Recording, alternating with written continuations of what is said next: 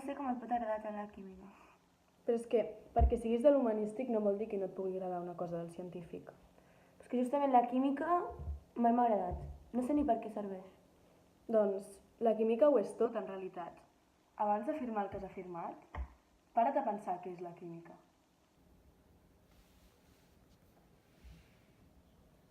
La química és la ciència que estudia la composició, estructura i propietats de la matèria i els canvis que aquesta experimenta durant les reaccions químiques.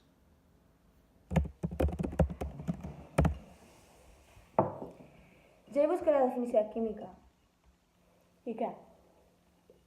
O sigui, la definició m'ha quedat clara, però no sé quin ús té a la vida. Vale, si la química és l'estudi de la matèria i de les reaccions que hi ha entre ella, hem de tenir clar que absolutament tot el que ens envolta és matèria. Per tant, totes les reaccions que hi ha entre ella són usos de la química. Per exemple, el maquillatge que et poses pel matí és química.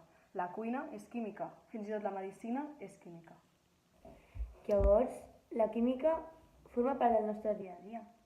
Sí, des de que ens despertem fins que ens anem a dormir, la química ens acompanya. De totes maneres. Anem a veure-ho.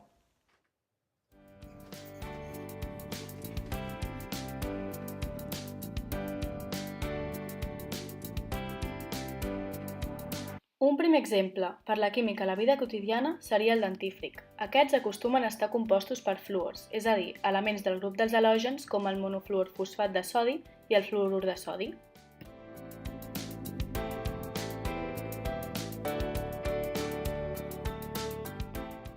Un fenomen químic fonamental per la vida del nostre planeta és la fotosíntesi, un procés provinent dels vegetals que consisteix en l'obtenció d'oxigen a partir de diòxid de carboni.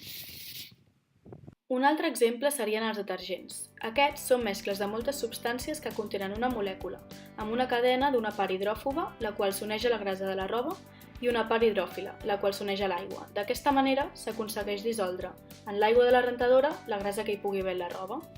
O, per exemple, el perquè de que la ceba ens faci plorar és degut a que aquesta conté una cèl·lula amb un enzim anomenat alinasa que quan es talla entra en contacte amb una molècula inodora de l'interior de la ceba. Aquesta reacció química forma un àcid sulfúric que provoca aquesta irritació ocular.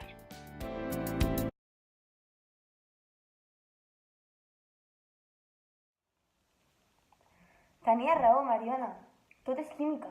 Doncs sí, a les nostres vides Hi ha química.